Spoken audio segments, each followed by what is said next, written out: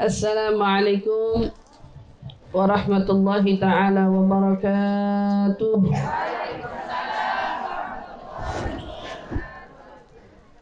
Alhamdulillahi rabbil alamin.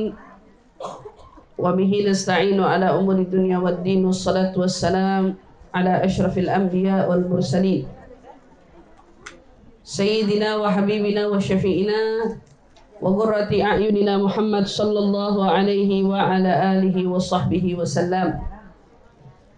Subhanaka la ilma lana illa ma 'allamtana innaka antal alimul hakim. Rabbi zidna ilma warzuqna fahma, amin amin ya rabbal alamin. Alhamdulillah, limpahan syukur bersama-sama kita panjatkan kehadirat Allah Subhanahu wa taala. Pada hari ini bersama-sama Allah perkenankan kita berkumpul di dalam majlis di mana nama-nama para wali ya Allah disebut. Majlis yang mana kita bersama bermunajat, berdoa dari untayan-untayan doa yang kita panjatkan yang begitu indah, yang seolah bila kita baca artinya satu persatu maka kita dapat betul-betul meresapi betapa indahnya permohonan doa yang kita panjatkan kepada Allah melalui doa-doa yang telah dipanjatkan terlebih dahulu oleh orang-orang sholihin. Apa yang kita baca di hadrah tadi adalah doa-doa yang telah didahulukan oleh orang-orang pendahulu di dalam munajatnya kepada Allah. Karena kita ini manusia terbatas dalam meminta, kita biasanya umumnya meminta apa aja yang terbesit di benak dan kepala kita. Kadang-kadang susunan bahasa ala kadarnya. Tetapi alhamdulillah melalui doa-doanya para wali-wali Allah, kita menjadi tahu minta sama Allah yang baik itu seperti apa. Kita jadi faham, ternyata di dalam munajat itu pun memiliki tata krama yang juga semestinya kita ini terapkan di dalam doa-doa kita. Alhamdulillah, hadrah Basaudan yang alhamdulillah sudah didawamkan di majelis ini, Masya Allah, tabarakallah, tentu pastinya memiliki dampak positif bagi pelaku dan pengamalnya. Kenapa saya katakan begitu? Karena hadrah ini dikatakan di dalam bait, kalau kamu pada punya bukunya, coba lihat lembaran sampulnya ini, ada tulisan tertulis di hadratil qaumil luyuth wa wa'duha yaumul thuluth bihantafat annal maghuz min hini na'ti ghasili. Hadrah ini adalah hadrahnya qaumul luyuth. Qaumul luyuth ini siapa? Orang-orang pembesar di mata Allah. Kalau ada orang yang bisa dawam sama hadrah, insya Allah dia menjadi orang-orang yang di mata Allah besar, bukan di mata Allah kecil.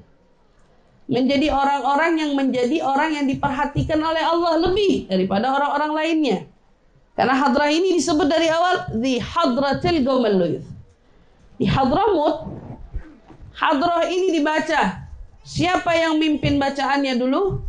Dulu dikenal yang mimpin bacaannya setarib itu, yang mimpin adalah Habib Ali Masyhur, kakak dari Habib Umar bin Hafid, sekaligus mufti di sana.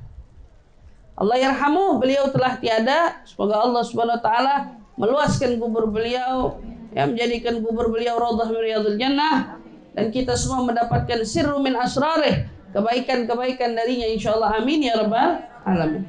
Itu beliau sampai menjelang akhir hayatnya, beliau masih mimpin hadrah di tengah-tengah kaumnya. Ini hadrah bukan orang sembarang. Wa wa'duha yaumul thuluth, ditekankan. Kapan hadrah ini dibaca? Hari Selasa. Walaupun mungkin di luar, di beberapa wilayah ada yang membaca hadrah tidak peduli dengan harinya. Memang kalau dilihat dari sisi doa, orang boleh doa kapan aja. Tapi ternyata hadrah ini dispesialkan. Orang-orang itu mendawamkan dibaca di hari Selasa. Buat ngapain? Buat sekaligus ngajarin sama kita. Bisa nggak jadi orang yang mendawamkan? amalan sesuai dengan hari yang telah ditetapkan. Karena kadang-kadang kita punya wirid, kita punya amalan, kadang-kadang kita baca itu menyesuaikan kesenggangan kita.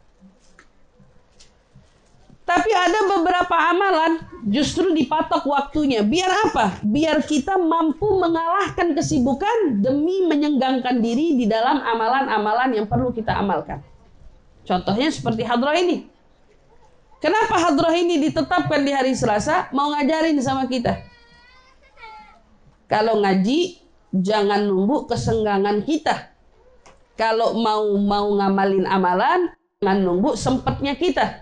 Tapi kita harus menyempatkan diri di dalam menentukan amal-amalan kita. Nyempetin. Nah, inilah contohnya seperti hadrah. Hadrah dikasih hari, harinya hari Selasa. Qila, sebagian yang mengatakan, kenapa dipilih di hari Selasa?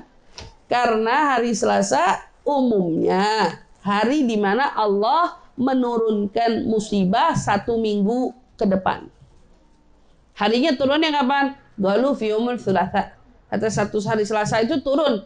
Allah memberikan ketetapannya 1 minggu ke depan akan ada balak-balak yang turun. Di mana itu satu minggu ke depan. Turunnya apa? Hari Selasa.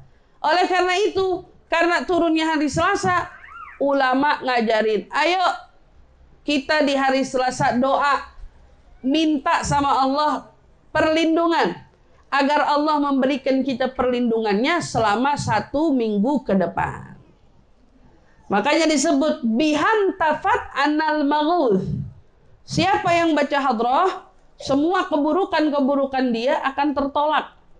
Keburukan-keburukan musibah yang akan mendekat kepadanya tertolak. Berkat apa? Hadrah yang dibaca. Nah, jadi orang kalau sudah betul bisa mendawamkan hadrah, dia bakal ngerasain. Kalau ternyata dia seolah-olah betul-betul sama Allah dijaga. Ya, saya kebetulan juga punya majelis rutin hadrah Basaudan di setiap Selasa. Ini biasanya saya nggak pernah ninggalin majelis hadrah. Kemana aja saya keluar kota, Senin saya pasti pulang karena Selasa ada hadrah. Ini baru pertama kali saya Selasa di Lombok, di luar kota. Iya, jamaah saya yang ada di Jakarta lagi sedih ini, ustazanya kemana? Nggak ada. Biasanya kalau dakwah safari kemanapun, saya Senin pulang. Selasa saya udah mimpin hadrah lagi, hadrah sebisa mungkin nggak pernah ditinggal. Nah, orang-orang yang sudah dawam di sana, kalau saya yang ngomongin nanti dikira bohong. Tapi yang sering-sering sudah dawam, mendawamkan dirinya di dalam hadrah, mereka berapa kali ingin ditimpa suatu ujian, ingin ditimpa suatu musibah, tapi qadarallah berkat hadrahnya yang dibaca, wala musibah dekat sama dia. Nggak ada musibah dekat sama dia. Bahkan berapa kali kejadian, ini mah yang nyata-nyata aja, yang dekat-dekat aja kita bahas.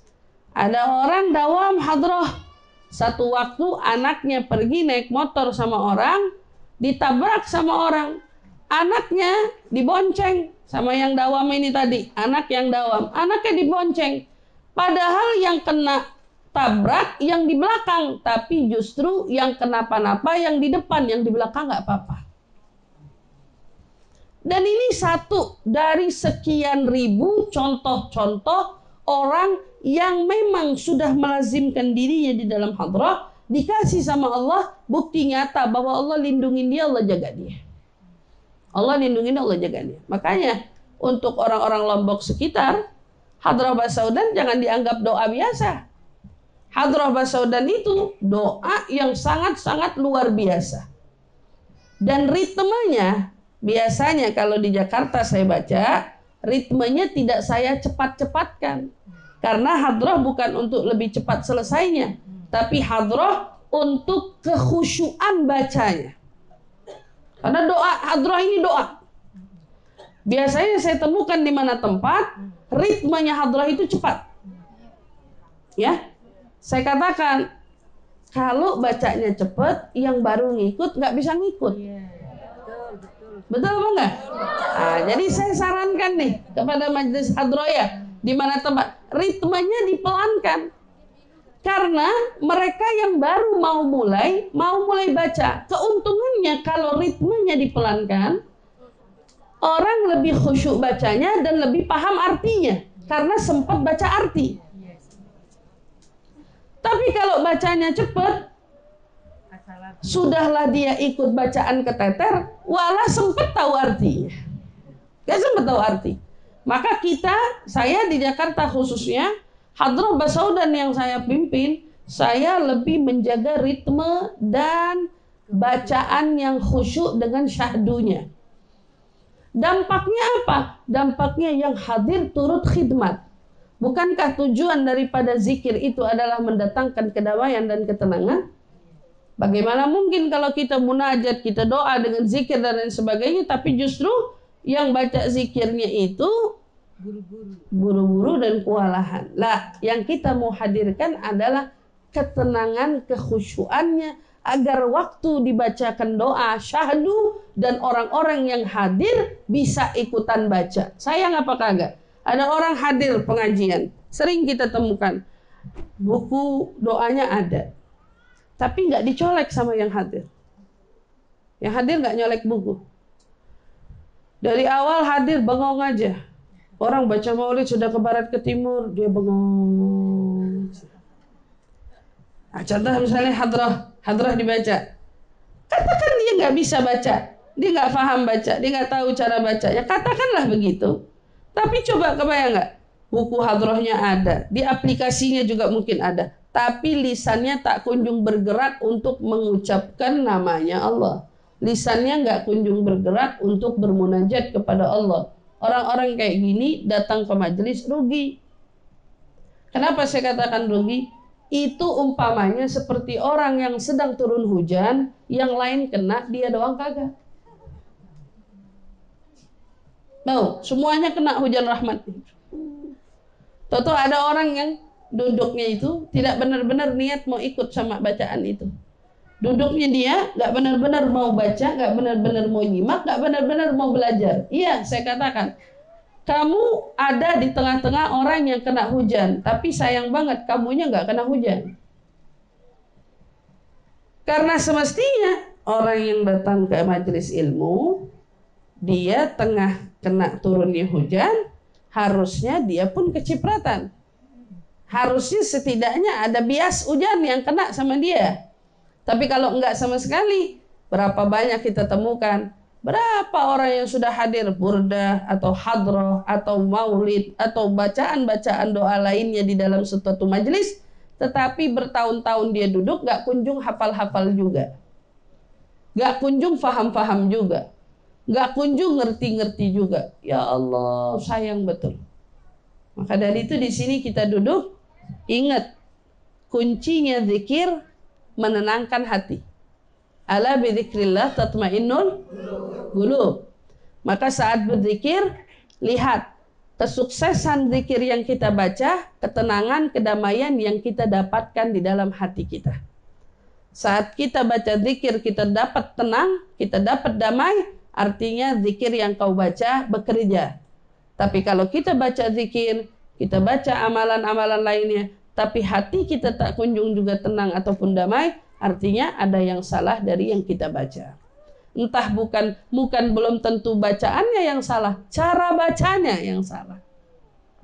Fa insyaallah majelis hadrah semacam ini yang disebut bihantafat anal maghuz, menolak bala musibah, ujian-ujian yang datang menghampiri kita. Dari kapan itu bala tertolak? Min hini na'ti ghasidin. Baik. Dari malam kamu niat besok mau hadrah aja. Baru niat besok mau hadrah, kemudian kamu jalan, melangkahkan kaki menuju tempat hadrah. Dari langkahan kamu pertama itu kau sudah mendapatkan perlindungan dari Allah. Min hini na'ti ghasidin. Itu ente datang niat mau hadir, datang beneran, kaki melangkah. Dari saat itu kau mendapatkan penjagaan dari Allah Subhanahu wa taala. Maka sayang ya, di Lombok pengennya di mana-mana tempat biasanya hadrah Basaudan akan selalu dihuni dan diisi oleh banyak orang. Alhamdulillah ya, kita pengen lihat datang lagi ke Lombok nanti majelis hadrahnya udah gak kebendung lagi orangnya. Majelis hadrah Basaudan udah lebih banyak lagi. Tapi tadi kuncinya, ingat, ritme hadrah harus dikondisikan bacaan dengan kesahduan, dengan juga lantunan-lantunan bacaan yang bisa diikuti oleh para jemaah yang hadir, itu adalah konsentrasi paling utama. Karena tanpa itu semua, berapa lama pun kau bikin majelis hadroh, orang nggak akan benar-benar faham baca apa di sana. Tapi kita mau ngenalin majelis hadroh ini doa, majelis hadroh ini tawassul, majelis hadroh ini menyebut nama wali-walinya Allah, dari nama Rasul sampai nama cucu-cucunya semua ke bawah. Ya, nama cucu-cucunya semua ke bawah. Dikatakan oleh sebagian ulama, inda dzikrus salihin tanzilur rahmat. Kata tiap kita nyebut nama satu orang soleh, rahmat Allah turun. Dan kalau kita lihat di hadrah, berapa banyak namanya orang soleh yang disebutkan.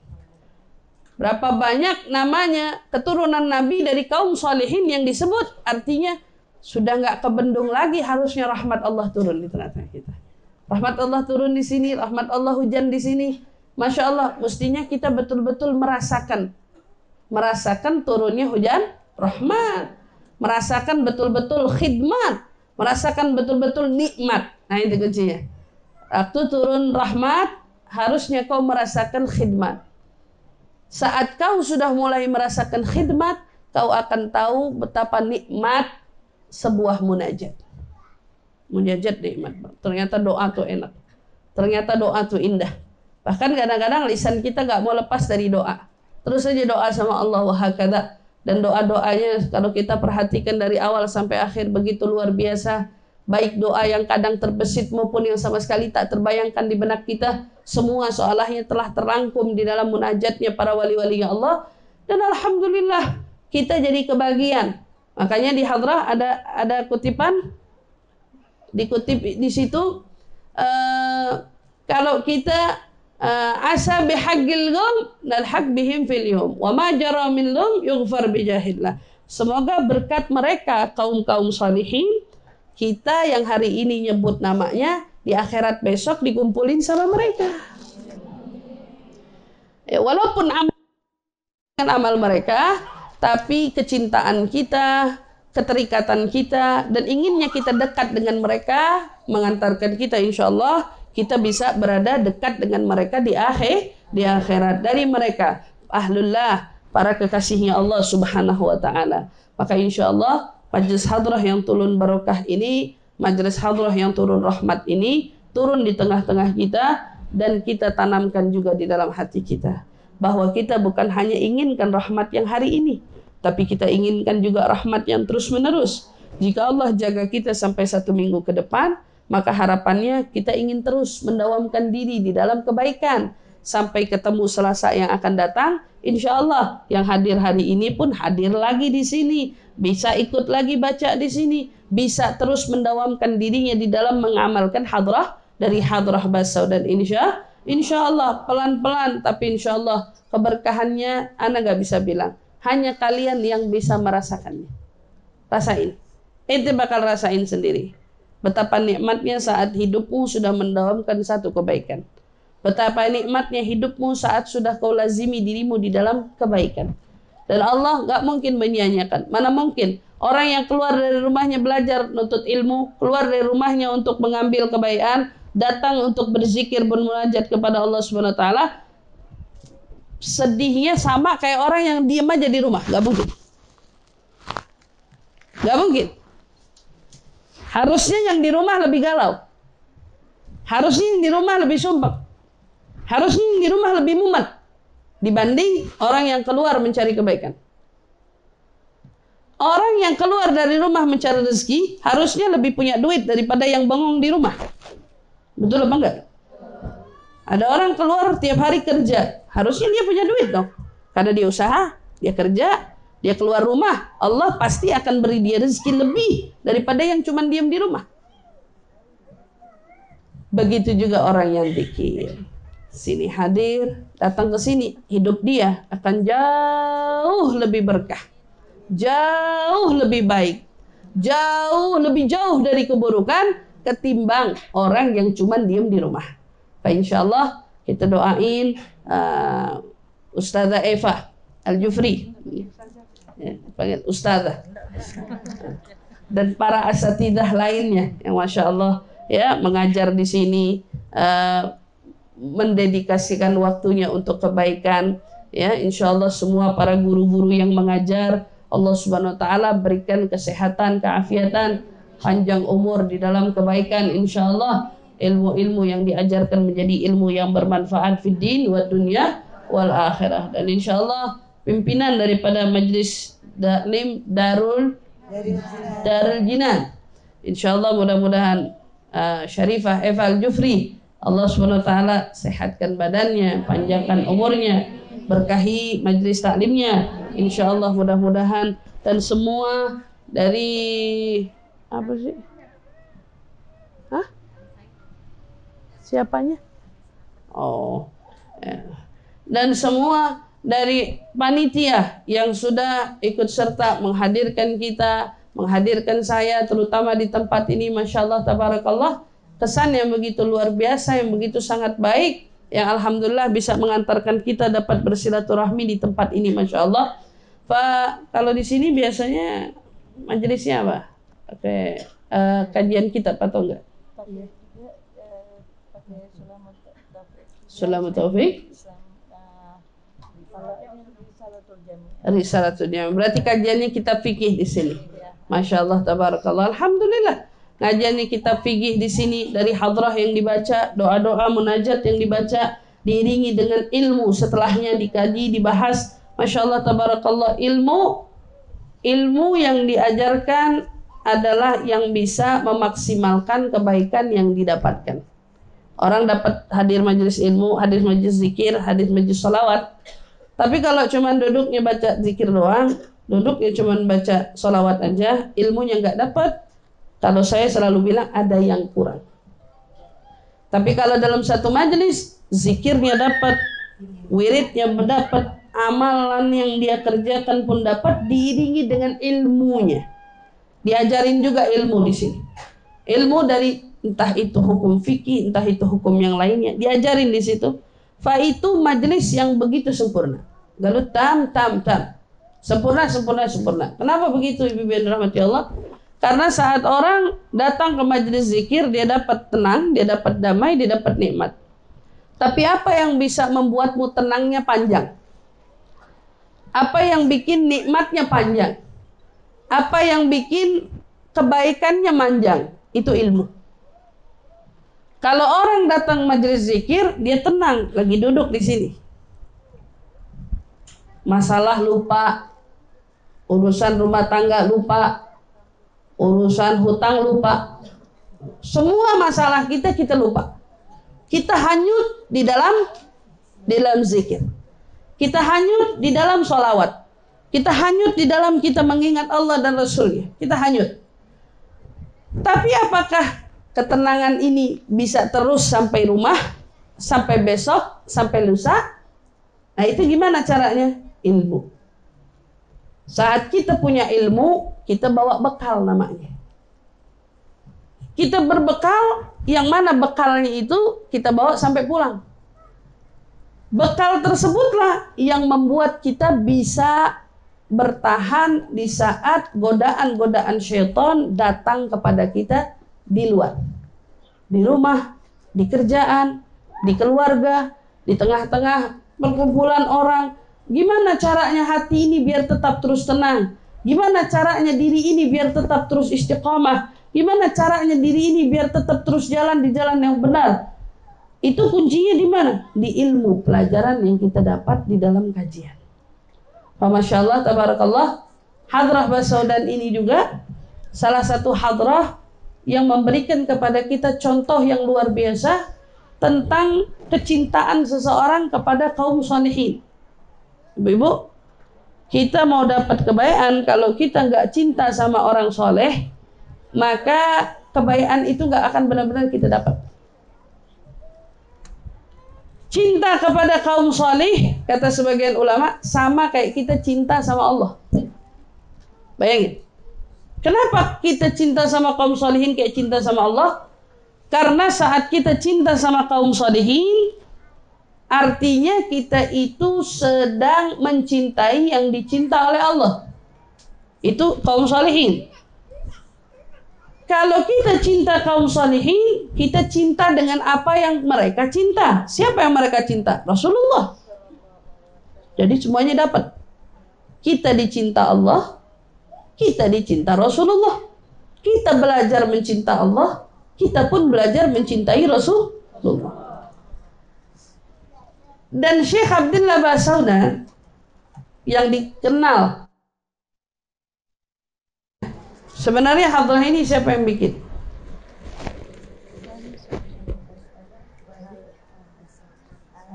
Syekh Ali Albar.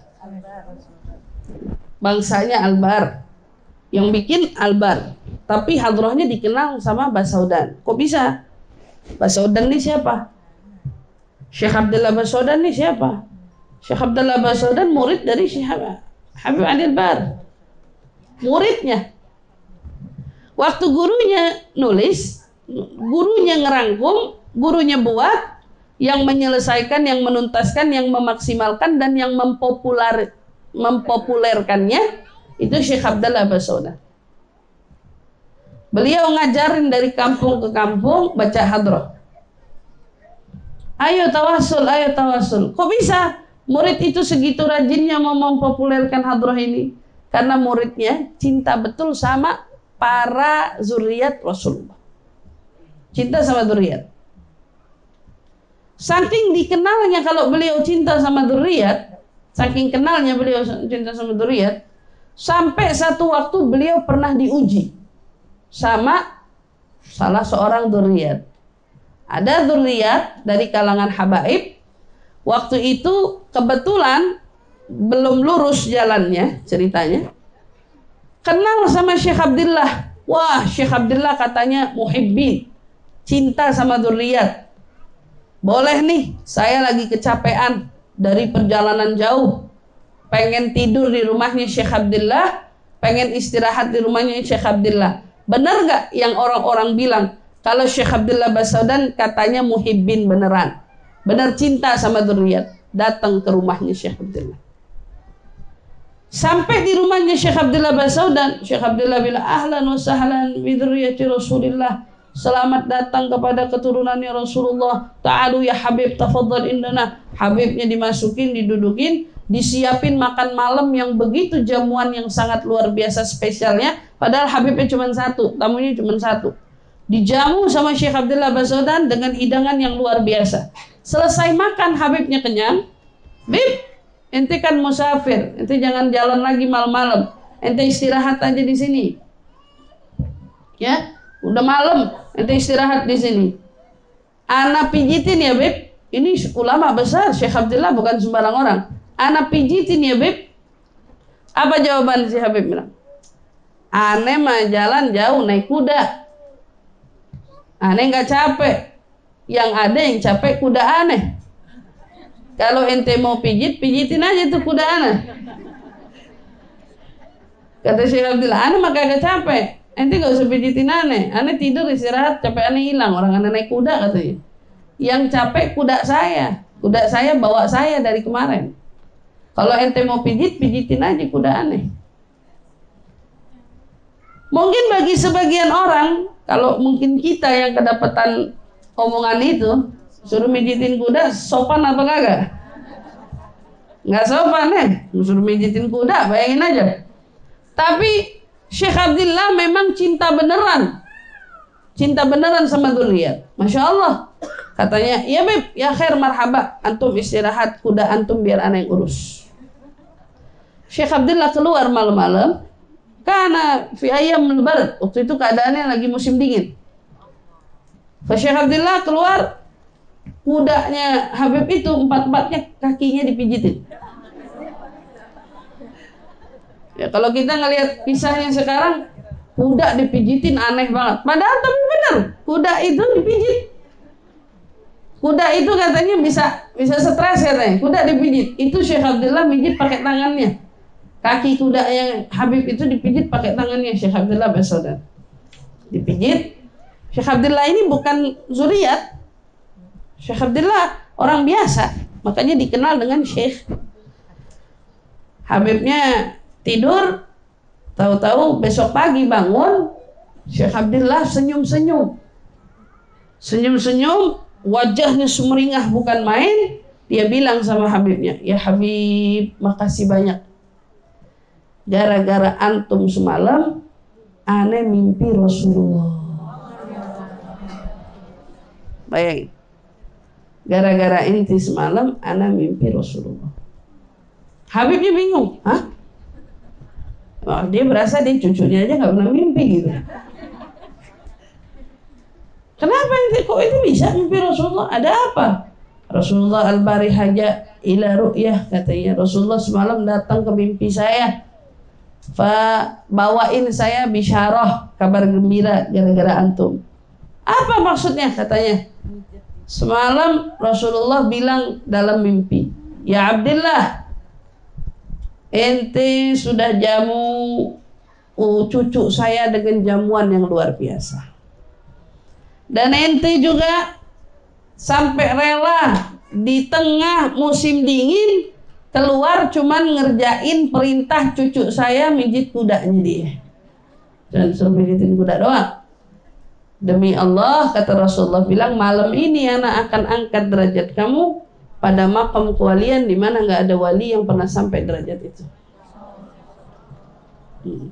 Mana nggak ada wali yang pernah sampai derajat itu. Rasulullah bilang, aneh angkat ente, ya, kedudukannya ya, di tempat di mana yang sejauh ini belum ada wali yang sampai derajat itu. Ala ayyi sabab, Syekh Abdullah dapat itu dari mana? Dari kesungguhan cintanya sama dzurriyyat. Dari kesungguhan cintanya sama habaib, dari kesungguhan cintanya sama keturunan-keturunan Rasulullah SAW. Apa yang disampaikan oleh Syekh Abdullah menyadarkan Habib yang datang ke situ. Ya Allah, gara-gara aneh Rasulullah sampai belain datang ke mimpinya Syekh Abdullah. Pertanyaannya, kira-kira kapan Rasulullah mau datang ke mimpi saya? Pulang dari situ, pamit sama Syekh Abdullah. Habibnya bilang, terima kasih ya Syekh, gara-gara malam ini, gara-gara kebaikanmu dan gara-gara ceritamu, kau sudah menyadarkan aku banyak hal yang sudah aku sia-siakan selama hidupku. Pulang Habibnya menjadi orang yang nuntut ilmu gak ada hentinya sampai jadi walinya Allah juga dianya. Gara-gara barokahnya Syekh Abdullah Basaudan. Alhamdulillah, karomahnya Syekh Abdullah Basaudan luar biasa. Dan doa-doa, lantunan-lantunan munajat yang beliau sempurnakan dari apa yang kita baca juga menyadarkan kepada kita semua, Masya Allah, Tabarakallah, bahwa kita semua kalau memiliki keterikatan khusus kepada wali-walinya Allah, kepada dzurriyyatnya Rasulullah, sama juga kita sedang merajut tali kita dengan Rasulullah.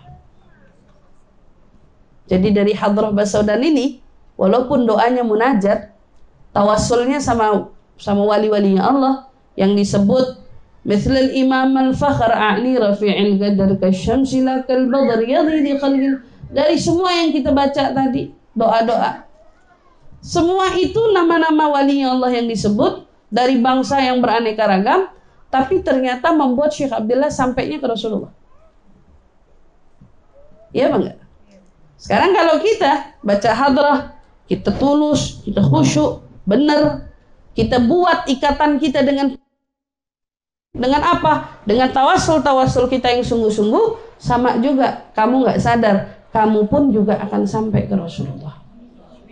Kamu pun juga akan punya pegangan dengan Rasulullah. Kenapa? Karena kau sudah membuat pegangan dengan para keturunan Rasulullah SAW. Insyaallah, mudah-mudahan karomahnya Syekh Abdullah Basaudan juga menyertai kita, dan karamahnya para wali-walinya Allah yang kita baca, yang kita serukan, yang kita sebutkan namanya, yang menjadikan sebab tercurahnya rahmat dari Allah Subhanahu wa taala pun insyaallah menyertai kita semua, dan khususnya menyertai daripada sahibul majlis insyaallah. Amin ya rabbal alamin, serta segenap keluarga besarnya. Dan insyaallah mudah-mudahan semua yang telah membuat acara ini menjadi terlaksana, baik yang punya rumah, baik tim hadrahnya yang ikut menggendang, yang ikut membaca, yang menyemarakkan orang-orang, yang insya Allah semua juga yang hadir, yang ikut serta membaca. Mudah-mudahan semua apa yang dihajatkan, apa yang diniatkan, insya Allah mudah-mudahan semuanya mendapatkan pahala yang berlimpah dari Allah Subhanahu wa ta'ala. Insya Allah banyak pahala yang datang, banyak kebaikan yang datang, banyak juga dosa-dosa yang digugurkan oleh Allah Subhanahu wa taala. Keburukan-keburukan yang diganti insya Allah dengan kebaikan. Amin ya rabbal alamin. Insya Allah kita doakan kepada seluruh juga panitia yang mensilaturahmikan kita pada hari ini bisa saling bertatap wajah. Insya Allah mudah-mudahan khususnya Syarifah Huda bin Agil dan segenap pengurusnya, dan juga para ustazah dari Majelis Ta'lim Darul Jinan, Syarifah Fatimah Assegaf, dan segenap panitia dari acara kedatangan saya dan rombongan di Lombok ini. Insya Allah mudah-mudahan Allah yujazikum bi ahsanil jaza. Insyaallah Allah membalas kalian dengan pahala yang berlipat ganda, dengan balasan-balasan yang sebaik-baiknya insyaallah. Amin ya rabbal alamin. Mudah-mudahan ini bukan pertemuan kita yang terakhir, tetapi insyaallah kita akan bertemu lagi karat umarat dalam pertemuan-pertemuan kebaikan lainnya insyaallah. Amin ya rabbal alamin. Sebelum saya tutup, sama juga wasiat saya, beberapa tempat amakin khair, tempat-tempat baik yang saya datangi di sini, wabil khusus magamnya para wali-walinya Allah, ya. Namun sangat disayangkan, entah mengapa saya dapati makam-makam tersebut selama saya di Lombok ini adalah makam wali yang paling, menurut saya, paling tidak terurus di antara makam-makam walinya Allah di tempat lainnya. Baik? Maka kalian orang majelis, kalian orang Lombok, kesadarannya harus dibangun dari kalian. Kita gimana mau dapat barokahnya sementara kalau para wali-walinya tersebut tidak kita makmurkan. Wali-wali di satu daerah itu, makam yang ada di dalam satu daerah itu adalah pakunya daerah itu. Asal kamu tahu, pakunya daerah itu. Kamu harus tahu namanya, kamu harus tahu managibnya, latar belakangnya, walaupun sangat minim yang kamu tahu. Tapi kita harus banyak tahu, kita harus belajar tahu dan berusaha memakmurkan tempat itu. Makmurin. Dari kita, insya Allah apa yang mohon maaf kelihatan tidak terlawat itu, insya Allah akan terawat. Kotoran-kotoran sawang yang nempel di para makam wali Allah itu harusnya nggak ada. Dan siapa penggeraknya kalau bukan ahlul majlis? Siapa penggeraknya yang bisa membersihkan? Orang lain? Pejabat pemerintah? Siapa yang mau peduli? Kita yang peduli, karena kita mau menghidupkan syiarnya mereka. Kehadiran mereka adalah sesuatu yang justru memberikan dampak kebaikan untuk kalian semua. Mungkin banyak musibah yang turun di Lombok, tapi bibarakatuhum Lombok mahmi, Lombok terjaga. Tapi gimana ikatannya orang Lombok sama mereka? Gimana orang Lombok sama mereka? Saya merasa harusnya makam wali nggak gitu. Harusnya makam wali lebih baik. Harusnya makam wali lebih rapi. Harusnya makam wali lebih bersih. Harusnya makam wali lebih tertatan. Harusnya makamnya wali lebih ramai. Harusnya seperti itu. Siapa yang bisa makmurin kalau bukan orang Lomboknya sendiri? Maka galakkan. Kita di Jakarta aja, makam wali itu selalu ramai, nggak pernah kosong. Baik yang dalam kota maupun yang luar kota. Yang dalam kotanya pun mendekatkan diri sama makam-makamnya wali. Kita datang, kita ziarah, kita punya hajat sedikit, ayo kita jalan. Ayo kita ada urusan sedikit, ayo kita jalan. Memang kenapa? Kan nggak boleh minta sama kuburan. Siapa bilang nggak minta sama kuburan? Nggak ada dari kita yang minta sama kuburan. Orang gila minta sama kuburan. Terus mintanya apa? Kita jadikan wali itu adalah jembatan kita. Karena saat kita duduk dekat makam walinya Allah, pintu langit itu nggak ada tirainya. Pintu langit kebuka lebar. Dekat sama mereka, pintu langit terbuka lebar. Ya Rab, berkat keagungan Habib Fulan. Ya Rab, berkat kemuliaan Habib Fulan. Istajib doana. Tolong kau kabulkan doa kami. Tolong kau ijabah doa kami. Ustazah, itu bid'ah. Bid'ah gimana? Oke, bid'ah. Bid'ah gimana?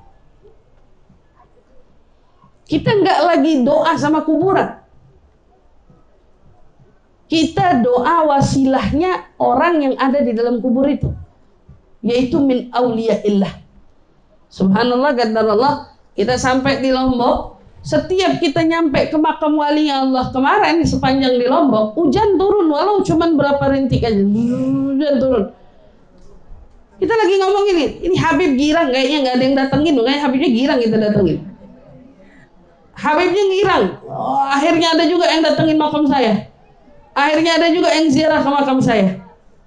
Bagaimana orang Lomboknya sendiri membuat satu kebiasaan ziarah, diajak, diketuai, baca doa di sana, baca tahlil di sana, makmurkan lagi magamnya, sehingga itu tempat menjadi lebih rapi, lebih tertata, lebih tersorot, lebih baik, dan mengarahkan kepada setiap orang yang berdoa. Ternyata kita berdoa melalui wasilahnya walinya Allah, nyaman, tenang, nikmat, damai. Dan ternyata tempatnya memang layak untuk kita ziarahi. Tempatnya bersih untuk kita ambil keberkahan darinya. Tempatnya ternyata tertata rapi. Nggak seperti kayak nggak ada penghuninya, kosong aja, Masya Allah, tabarakallah. Nggak. Karena dengan mereka, saya ingat banget dalam salah satu kitab yang pernah saya baca, Al-Habib Muhammad bin Tahir Al-Haddad, Tegal. Dalam salah satu nasihatnya beliau bilang apa? Ziarah kubur itu bisa memberikan dampak semangat. Taatmu kepada Allah ada yang seminggu, ada yang sebulan, ada yang setahun. Kalau kita ziarah makam wali Allah, ada yang gara-gara ziarah ente jadi taat sama Allah seminggu lebih taat daripada sebelumnya. Ada yang lebih taat sama Allah 1 bulan, ada yang lebih taat sama Allah sampai bahkan energinya 1 tahun. Gara-gara apa? Cuman gara-gara melihat bukti nyata ada orang soleh rajin taat di depannya. Dan ternyata berkahnya mereka membuat kita jauh dari maksiat tanpa kau sadari. Justru mendorongmu berbuat taat bahkan tanpa kau sadari. Cuman ziarah doang, cuman ziarah doang, cuman ziarah doang. Itu ada bekasnya.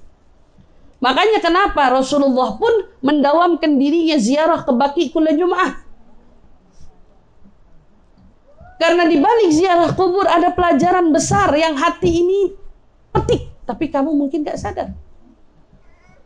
Kalau kita ziarah ke makam walinya Allah, pelajaran apa yang paling pertama yang kau petik?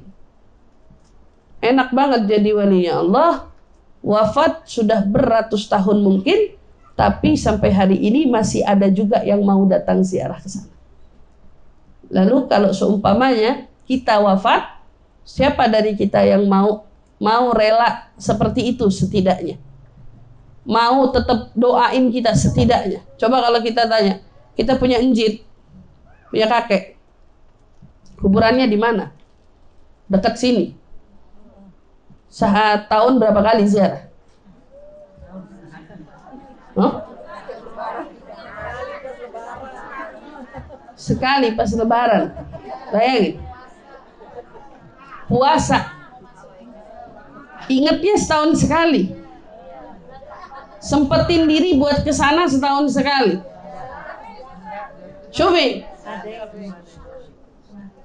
Syekh Ali Jum'ah dalam satu nasihatnya pernah menyampaikan, orang setiap ziarah ke kubur keluarga atau orang tuanya dari malam Jumat, Ibu, dari malam Jumat sampai hari Jumat asar, sore, maghrib, Allah bukain CCTV di depan makamnya dia.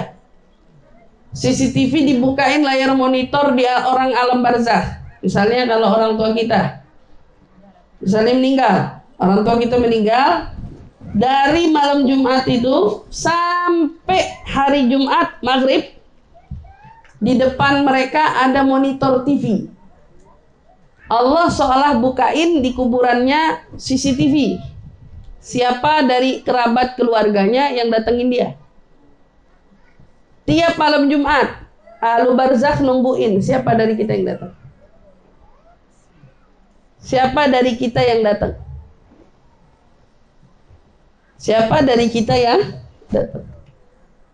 Sekelas Habib Zain bin Semit aja, Habib Zain bin Semit tinggal di Madinah. Taruhlah orang tinggal di Madinah, ya wajarlah kalau dia ziarah, mampir ke makam Rasulullah, mampir ke Baqi, wajar.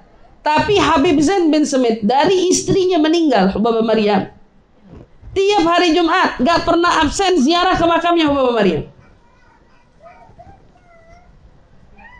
Ahli kubur butuh sama kita. Ahli kubur butuh didoain sama kita. Apaan? Orang tuamu, mungkin kakekmu, mungkin nenekmu yang kamu tahu, yang kamu sadar ada di situ yang bisa kamu datengin. Kapan bisa kita datang? Datang. Doa munajat, ya Rab, mereka butuh. Begitu juga wali-walinya Allah. Kalau walinya Allah, kata kalau orang-orang soleh, kapan dibukainnya? Kula waget, kapan aja Allah bukain. Oh fulana datang, oh fulana datang, oh fulana datang. Penama kita, diri kita makin dikenal, insya Allah kita pun dapat pertolongan dari mereka. Insya Allah lagi nanti saya datang ke Lombok, Masya Allah majlis taklim makin lebih baik lagi, orang-orang yang hadir di majlisnya makin lebih makmur lagi. Insya Allah amakinu ziarah, tempat-tempat ziarahnya akan lebih tertata rapi, akan lebih baik lagi. Siapa yang saya harap? Saya nggak bisa nasihatin pemerintah, yang bisa saya harap cuma orang majlis yang ada di Lombok aja. Makmurin amakinu ziarah yang ente orang punya di sini, ya bakhtukum. Kita di Jakarta aja punya tempat-tempat ziarah, girangnya bukan main. Ada makam ini, ada makam, kita girang, enak banget ada mereka. Mereka-mereka yang menjadikan kita semua insya Allah selamat dari bencana, dari lain-lainnya. Begitu juga Lombok. Lombok gak kekurangan walinya Allah. Lombok gak kekurangan, wallah gak kekurangan. Sekarang tinggal orang Lomboknya merasa penting gak punya walinya Allah. Kalau merasa penting, sama-sama dimakmurin. Insya Allah semuanya dikasih sehat afiat, dikasih semangat yang baru dalam berjuang. Insya Allah semuanya mendapatkan kebaikan. Amin ya Rabbal. Sekali lagi kita bacakan suratul Fatihah. Insyaallah biniyatil qabul wa tamam kullu sulul ma'mul ila hadratul rasul sayyidina wa habibina wa syafi'ina wa qurratu ayunina Muhammad sallallahu alaihi wasallam thumma ila ruwabai wa khawlina al-anbiya wal mursalin wa li kulli minhum sahabatu rasulihi ajma'in thumma ila arwah jami'il awliya ussalihin fi hadhil balda khassa sa'ir baldal muslimina amma wa walidina wa walidikum wa amwatana wa amwatikum wa amwatal muslimina ajma'in anna Allah taghashshahum birrahmal maghfirah wa yaskinuhumul jannah wa yu'idu alaina min barakatihim asrarihim anwarihim wa ulumihim wa nafahatihim fid dini wad dunya wal akhirah bisirril Fatihah. Bismillahirrahmanirrahim. Alhamdulillahi rabbil alamin. Ar-Rahmanir Rahim. Maliki yaumiddin. Iyyaka na'budu wa iyyaka nasta'in. Ihdinas siratal mustaqim. Siratal ladzina an'amta 'alaihim ghairil maghdubi 'alaihim waladdallin. Amin amin ya rabbal alamin wa mujibus sa'ilin.